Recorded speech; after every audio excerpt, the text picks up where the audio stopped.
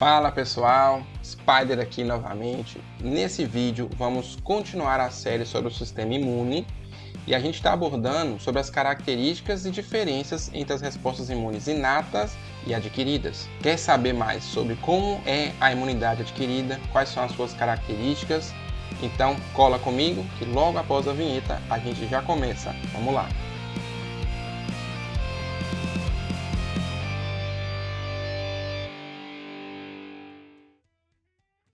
Aqui tem um gráfico que fala um pouquinho sobre esse processo, né, que é representado aí na figura anterior. E aí a gente pode observar aqui as fases da resposta imune adquirida. Ela começa sempre com o reconhecimento do antígeno. Na verdade, toda resposta imune começa por isso que eu bato sempre na tecla. É um sistema de reconhecimento. Quando reconhece algo estranho, a resposta imune vai ser mobilizada. Então, no caso da imunidade adquirida, esse reconhecimento de antígeno sempre vai acontecer com a apresentação de antígeno por uma célula apresentadora de antígeno. Nós vamos falar um pouco mais sobre isso quando formos falar ali dos linfócitos T, dos linfócitos B, e aí como essas células são ativadas. Mas a partir do reconhecimento do antígeno, nós vamos entrar então no processo de expansão clonal, uma vez que aquele linfócito T, aquele linfócito B, que reconhece esse antígeno especificamente, vai ser clonado. Vamos fazer vários clones deles. Porque eu quero agora montar um exército que seja especializado no combate a esse antígeno. Pode ser um antígeno X, um antígeno Y, um antígeno Z, que antígeno. Aqui é só uma metáfora, quando usa-se o termo antígeno X ou Y, claro, né? Essa expansão clonal, então, vai aumentar o número de células e essas células posteriormente vão se diferenciar, vão se tornar efetoras. Por exemplo, a célula B ela vai se transformar no plasmócito, que é a célula que secreta anticorpos. A célula T vai se transformar na célula T, o linfócito T efetor. Tem vários tipos de células T, como a gente vai ver mais para frente. Enfim, elas vão entrar em atividade, os anticorpos, as células T, e vão eliminar o antígeno na próxima fase.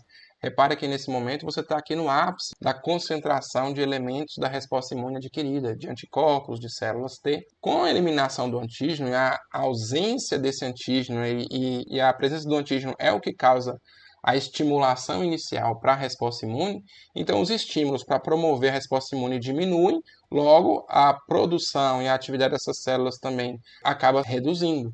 E aí isso reduz o número desses componentes, o número dessas células, o número desses anticorpos, tá? E a gente entra nessa fase de contração, ou declínio, que a gente até comentou aqui anteriormente, e aí essas células vão sofrendo apoptose, e esses anticorpos também vão sendo depurados, eliminados aos poucos do organismo, mas, no entanto, não são totalmente eliminados, que aí entramos na última fase dessa imunidade adquirida, que é a fase de memória.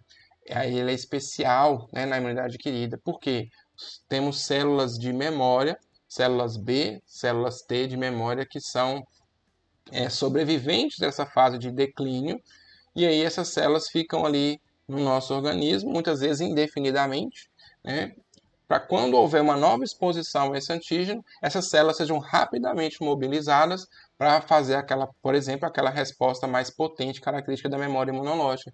Aquela resposta que é mais rápida, mais intensa, como a gente viu no gráfico da resposta secundária aqui, por exemplo. Então, a memória imunológica vai ficar aqui, ó, presente no nosso corpo, aguardando aí um possível novo contato com esse antígeno. Beleza? Então, essas são as fases da imunidade adquirida.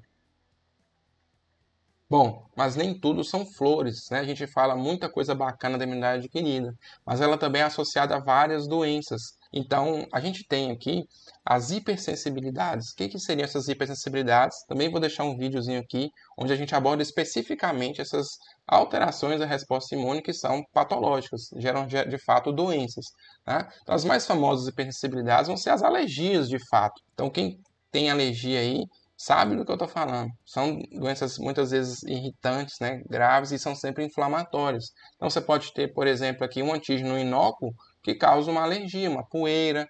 Então você tem alergia a alimentos, por exemplo, e isso pode gerar ali transtornos para a saúde da pessoa.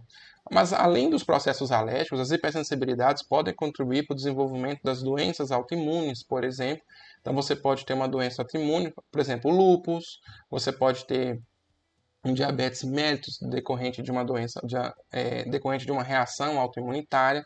E essas doenças autoimunes elas vão ocorrer basicamente pela quebra da tolerância imunológica. O termo autoimune é exatamente referindo ao fato do sistema imune ele reagir contra o antígeno próprio. Então, aquela propriedade de não reagir ao próprio é o que define aí a doença, a quebra dessa propriedade, né, é o que define a existência da autoimunidade e a geração dessas doenças autoimunes. Então, as hipersensibilidades vão envolver reações exageradas do organismo, às vezes a antígenos inócuos, a antígenos persistentes, por exemplo. Então, quando eu falar das hipersensibilidades, das alergias, quando eu falar das doenças autoimunes, né, vão ter os vídeos aqui na nossa série, tá? Vou deixar o cardzinho para vocês também. Além disso, os transplantes, né, a rejeição de transplantes, vai acontecer por uma resposta imune. Então, o sistema imune vai identificar que um órgão transplantado ele é estranho. Nós vamos entender melhor sobre isso posteriormente. Mas basta vocês lembrarem, se é um órgão estranho, não veio, não surgiu no seu corpo, então ele não é tolerado, né? Não tem ali os mecanismos de tolerância imunológica, logo esse órgão tende a ser rejeitado pelo sistema imunológico. A gente sabe que muitos dos procedimentos de transplantes acabam envolvendo a pessoa em uma terapia imunossupressora, para fazer o transplante durar vários anos. A terapia imunossupressora é o que vai garantir que o sistema imune não destrua esse enxerto, né, esse órgão transplantado. Bom, pessoal, então na imunidade adquirida, falei aqui das suas características, falei também dos seus problemas, e isso vale o like de vocês aí. Então peço para vocês, dê o like, compartilhe esse vídeo, para que ajude mais pessoas, me ajude também a crescer nesse algoritmo do YouTube, beleza? Tô ficando super empolgado, o canal está crescendo, graças a vocês aí que estão curtindo, estão aí comentando, muitas vezes elogiando, às vezes com dúvidas, e também, às vezes, agradeço muito de coração por vocês aí, às vezes, compartilharem no grupo de colegas de vocês aí, beleza?